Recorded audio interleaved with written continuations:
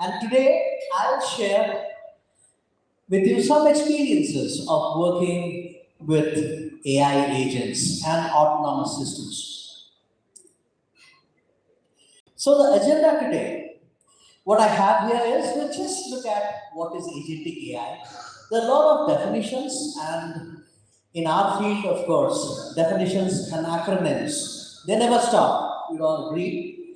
So we'll look at what we mean by that. How are these agentic autonomous systems working for organizations? And we will also touch upon how we do these, how we build these applications and deploy them at enterprise scale for our clients. So the first question is, what is agentic AI and how is it different from normal AI? Classical definitions. So agentic AI obviously is goal-oriented behavior. It has a capacity to set and pursue objectives. It employs tools and other resources effectively in a manner to deliver that objective. But the two traits which actually set them aside from the normal AI is the autonomy and the adaptability. So technically, the ability to operate independently without human intervention.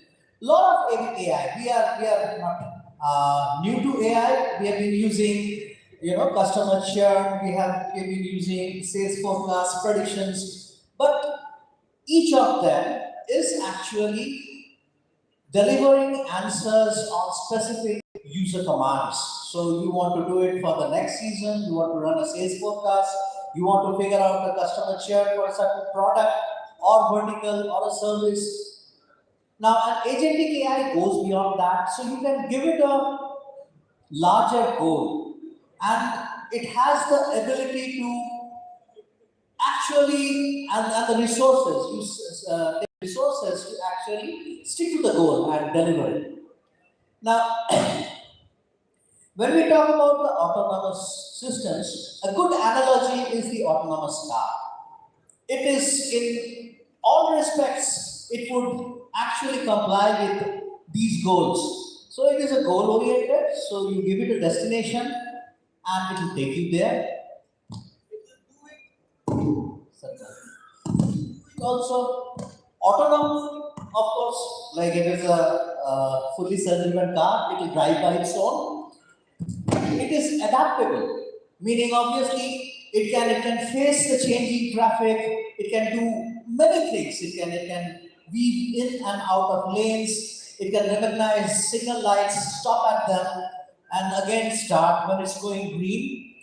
And of course, it employs a whole set of tools and sensors. Let's look at this particular thing. We will look at Tesla and overtake. I know for a fact right now that my Tesla has to move over. Here it goes. It decided to not turn there. That's very interesting. I have to move over. I'm using full self-driving supervised. Let's see if my Tesla can manage this. You can see the lane is highlighted in blue. It seems like that is indicating that it's looking for a spot, but this is rush hour traffic. Everybody is heading downtown. I'm using a 30-day trial of full self-driving supervised. All I have to do is monitor the road. Maybe up ahead, it'll find a spot. Here we go. Right there, go. And we did it. Success.